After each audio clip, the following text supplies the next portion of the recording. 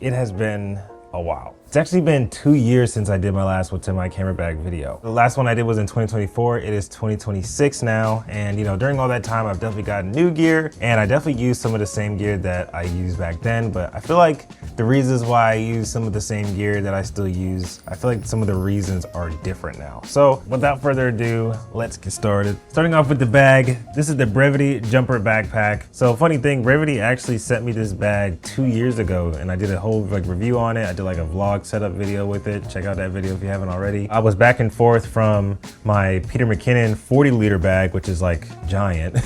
I still love that thing, but it's like massive. And this bag, and I was like, you know what? Like as far as like everyday carry and everyday like bags go, this has actually been my go-to bag for the last year. Just a little overview of this bag. This is an 18-liter backpack, and to be honest, like I feel like on camera, and even like in person, it looks really small. Like it looks like it really can't hold that much. But the thing is, like this thing can actually hold a whole bunch. Let's go over some of the pockets. So right here, of course, you got this main pocket. It's pretty big. This thing also comes with, I think, 3 dividers, but right now I just have 1 separating the halves. Inside, it's all like soft and cloth on the inside. These Velcro strips, I mean, it's pretty sturdy. I mean, this bag is only $200. I think right now it's on sale for like $180, but I've also seen you can actually get it for like 130 bucks, which is like insane. And as you can see, there's a wall right here, but I actually like the fact that you can unstrap this wall and actually fold it down to make the whole compartment bigger. Sometimes I like to use this bag as like a overnight bag and just have some clothes packed in it.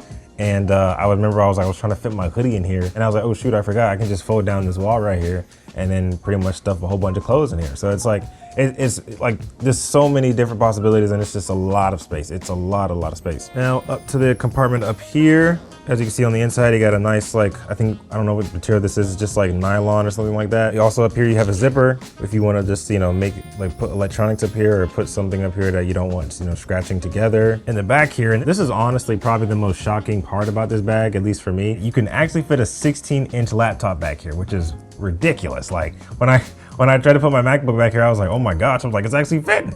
I was like, this is crazy. In the front here, you got this small pocket with 4 mesh pockets inside. Usually I put like maybe your wallet can go in here, your phone, your AirPods or whatever. They can go in here nicely, and then you can still have room to put stuff in the middle. Oh yeah, and then the last pocket is actually back here, which is like a little secret pocket. So if you're on travel, if you want to put your passport in there or your wallet or your keys and you don't want it heavily accessible. Right now, I just have my little air tag in there, but definitely a good pocket to have. Of course, on the back, you got your luggage sleeve to put on your suitcase. Of course, you got your tripod holder or your water bottle holder. And it also comes with a tripod strap. This is key. I don't know, some bags don't have this. I feel like even if it's not a camera bag, all backpacks should have a water bottle strap or a tripod strap. And then lastly, on the bottom, you have your little tripod straps as well. Just to go over some things, it is water resistant to a degree, probably like, light rainfall, maybe, light showers, you know what I mean? It'll probably be fine. But anything that's like over that, the water will start to leak through if it's like a heavy storm. And it's honestly pretty durable. I mean, I've had this thing for 2 years and it still, in my opinion, looks brand new. Really great bag. Again, I did a whole video on it. Also, this video is not sponsored. All right, but moving on to the first item in the bag, it's going to be my Canon R5 Mark II. I actually just got this camera about a year ago. My other camera was the R5 Mark I, which I'm actually using to film on right now. But I was like, you know what? To be honest, like when it comes to specs, this thing is pretty much like a slightly better R5 I. But there was a few like key video features about the R5 Mark II that I was like, I definitely gotta have it. And that was like, the C-Log 2. Having C-Log 2, which gives you, in my opinion, a lot more dynamic range than C-Log 3 and C-Log 1. The new back illuminated sensor, it definitely looks clear, like video looks a lot clearer.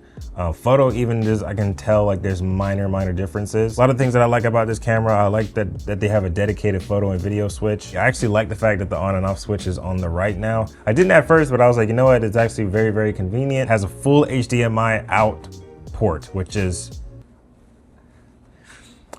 I would say it's a game changer, but like at the same time, it should have had it from the beginning. I don't know why cameras use micro HDMI. That needs to stop. I don't get it. Another thing I like is that they have a dedicated like cooling system now. So I know a lot of the overheating problems with the R5 I I don't really experience them too much. The only time I ever really do experience them though is when I'm using 4K HQ. Then I'd be like, okay, this thing is getting hot. And just a few overall specs. This is a 45 megapixel camera, so the photos are just like crystal clear. It has 4K 60 and 4K 120, which looks amazing. And yeah, this is the camera that I've been rocking for the last year, and I love it. I use it for my professional stuff, like, you know, if I'm filming an event or if I'm filming a concert, if I'm filming a music video. I'm filming a documentary soon, and I think I'm gonna use this either as an A cam or a B cam. I might pair it with the C80, I'm not sure yet, but I'm super excited to use this, like, and push it to the limit soon. All right, now to the lens, and I don't have it in front of me because I'm actually using it to film right now, but the lens that I'm always having with me is the 15 to 35 millimeter f2.8. Now, if you've seen some of my other videos, you know that like this was like my dream lens, and it still really is my dream lens. Doing YouTube has always been my main passion. I remember watching Casey Neistat and Peter McKinnon and Matty Apoya, and they were like a 16 to 35 or a 15 to 35 is like the dream sweet spot for vlogging or just for like YouTube content. Like, I mean, just to get that wide field of view, like it's just something that like you can't really get on any other lens, just to have that huge profile, especially when you're doing like landscape content. It just looks amazing. It just looks absolutely amazing. And then 35 millimeter focal length is actually my favorite focal length. So the fact that I have that wide, but I can still go to that 35 is like, I mean, that's like the sweet spot. Like for me, it's the sweet spot. This lens is weather sealed. I was doing photos for this venue and it was raining, pouring down the entire time. And I was like, well, this thing is gonna get wet. So it got real wet, but I mean, it still held up fine and I never had any issues with it. Some downsides, especially with having it in my EDC, is that this lens is pretty big and it is quite heavy. So like when it's in my camera bag, like I can tell like, okay, like yeah, it's in my bag for sure. All right, so now to the next item, and that is the DJI Mic 3s. I'm gonna say I got these like a month after they first released, so I got them this year. And before that, I had the DJI Mic 2s, and I loved using them. Like there's such a great mic system. Like I was using it for interviews with different people, and a lot of people liked them. A lot of people said that they didn't want to do the whole like lavalier thing. So I was like, okay, we can just have this as an alternative. And I was like, you know what, when I saw this release, I'm gonna get the smaller version because I feel like it'll be more out the way. And yeah, whenever I use them for like interviews or even just for like any promotional content where I gotta mic someone up, they always say like how much smaller these are. They actually come with this little magnet that you can use, and you can like put it on the inside of your shirt and have the mic on the inside. Again, don't get me wrong, like I love using my shotgun mics. Y'all know I love my Deity D3 Pro, I love my Deity D4 Duo. But the only like problem with the shotgun mics is like I would set my camera up on a tripod and then I'll go like a few yards back and you can't hear me. I either gotta yell or I just won't be able to have any dialogue in the video. But with these, you know, I did a video back in, I think February, where I had the camera on the street and I was sitting up on like a real tall platform and I was just talking and I had the mic on and it was just like, you could hear me clearly as if I was like right up on the mic. Speaking of which, this is actually like my go-to mic system right now. I'm actually using it to film this video. I don't know if you can see it, but it's like right here. There it is. It's like right here, and you probably could barely tell that I even had it on. Like before, when I was making these videos, I used to have a crane right here and I used to boom my shotgun mic, and that still sounds good as well, but like at the same time, I was just like, you know what? I think this is an easier way to do it. And it just works out better for me. I love the charging case that it comes with. I love the receiver that it comes with. The receiver actually has a really nice touchscreen that you can do a whole bunch of different settings, and comes with, you know, your magnets, your clip, windscreens. It also comes with an adapter to use it for your phone, because I know a lot of people like to use this system with your phone. And again, it's really small, like it just fits nicely in my EDC. The next item in my camera bag is my Canon RF 50mm 1.8, or known as the Nifty 50. If y'all seen like a lot of my older videos, y'all know that this is like my firstborn. I say that because this is the first lens I ever bought. Of course, besides the kit lens, but like this was like the first lens that I ever bought, first lens that ever had any low aperture. And I remember like when I got it, I was like, yo, I was like, this lens is amazing. To have that bokeh, to have that like professional look, you know, for $180, like that was a big deal. I feel like this lens is like this is a sleeper lens. Like this is a lens that doesn't look like it can really show off and do much, but it really can. And it's just super small, and when I put it in my camera bag, again, I can barely tell it's there, and I think it's a great focal length to have in addition to the 15 to 35mm. All right, moving on to the fifth item, the Godox IT30 Pro C external flash. This is actually the newest piece of gear that I've bought recently. I actually got this thing about 3 weeks ago. I bought it because I was doing some photo and some video for Tony Handsome and for Leon Thomas at Leon Thomas's after party event. Like, this thing is really dope. Like, for example, I have my other flash. My first flash that I bought was the Godox V860 Mark II. And I love that flash too, but like sometimes that flash is just so big. Like if I'm gonna bring that flash, I'm just gonna bring my huge Peter McKinnon bag, because like it's gonna take up so much space. Like, it's just so small. Like, I wouldn't even think that this is like a flash that, for one, that has ETTL, which is crazy. So it can basically be in auto mode. And then it also has a manual mode to where I can do pretty much everything that I can do on the Godox V860 Mark II. But I love it. It has a touchscreen on the back where you can control your settings. I mean, of course, it has like 2 main buttons, has a nice menu system, has high-speed sync as well, which is, again, just super surprising. If y'all want, I can do like a whole review on this. I might make it like a little short or like a reel, and I might just do it going over a few of the key features. On the side, it has a narrow mode to where it'll make the flash more narrow, or it has a more wider. Only downside I say about it, because it's so small, you can't really use it with big lenses, but I actually bought a little modification that actually helps with that. This is just like a little extender, or like a razor or something like that. I'll put the name down, but basically what this does is it just makes the flash sit a little higher.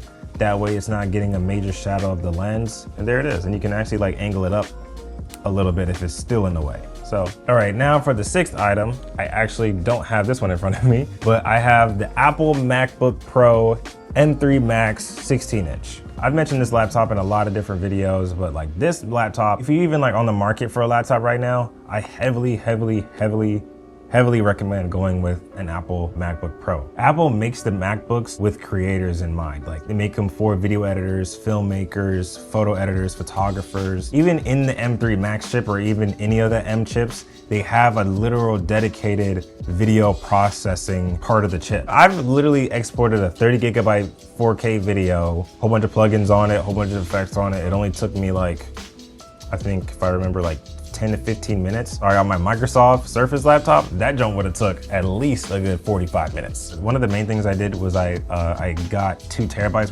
worth of storage. I'm not someone who likes to edit off of SSDs. I don't really do that all the time. I just don't like having like external stuff hanging off and stuff like that. It has a Touch ID sensor. It has a really good screen. Probably the best screen I own. It looks amazing. Like, sometimes I have to like check it to like my phone or like a TV and be like, okay, how does the colors look on these other things? Because I know there's no way that it's gonna look as good as it does on this laptop. Speakers are great. They're like, it sometimes be sound like it's like has surround sound. Like, I was watching a movie one time and I'm hearing stuff over here. I'm like, what was that? You know what I mean? But it was just coming out of the speakers. But like, I guess it has like Dolby or spatial audio. All right, now for the 7th item. Actually, again, I don't have this one in front of me because I'm using this to film as well. I have the Ciru. Ciru? I don't know how to say it, but it's the Ciru tripod. I'm gonna put the exact name here. Shout out to my friend Tony. He actually bought this for me, bro. Shout out to you. I wanted a really small tripod before I went on my trip to Paris, because I wanted to use it to like, you know, film the Eiffel Tower and do a whole bunch of these like, you know, still standalone videos. It's made out of full carbon fiber. It's really sturdy, really lightweight. I don't know if y'all know about Ciru, but Ciru makes really good tripods. It has a pretty universal mount on there. Of course, it has your standard ball joint. But really the main reason why I really wanted this tripod is because this tripod is probably the smallest I've seen a tripod collapse, because it has 4 telescoping areas, so it gets quite small with the legs, and then the main neck of the tripod only collapses one time. But one thing this thing does is that it actually folds up inverted to where it'll get like super small. Like, and again, when we're talking about everyday carry, I mean, it just fits super nicely against my bag. Like, it doesn't draw too much attention, and it's not a hassle to carry it around. Like, it's just a really good tripod. This is my favorite travel tripod. Whenever I'm traveling anywhere, this is the tripod that I'm using.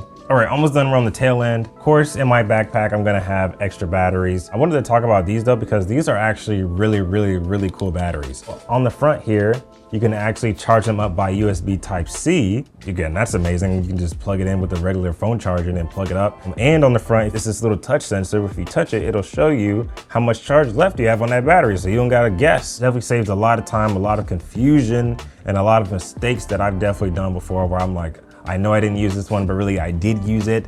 But now I can just check it and be like, oh, yep, I didn't use this one yet. But this is one I was given to by my friend Joy. Shout out to you. She actually put me onto these, and now I have like a whole bunch of these, and these are definitely the batteries I recommend. And yeah.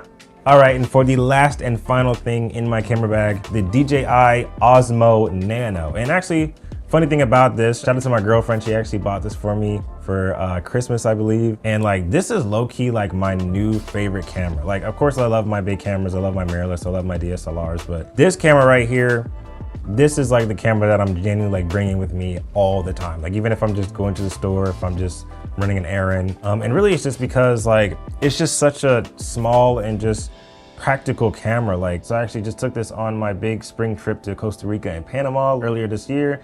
And I mean, I had this thing in the sand and the water and the salt water and the rain, and it held up fine. And I know I probably dropped it like so many times. I love all the different mounting things that you can do with it. It comes with the suction cup. I've been using it in my car. I used it on the tour bus when we were in Costa Rica, and I got like really, really cool shots. I use this all the time, especially when I'm doing BTS content. When I rig a camera to your BTS rig, I totally recommend this one.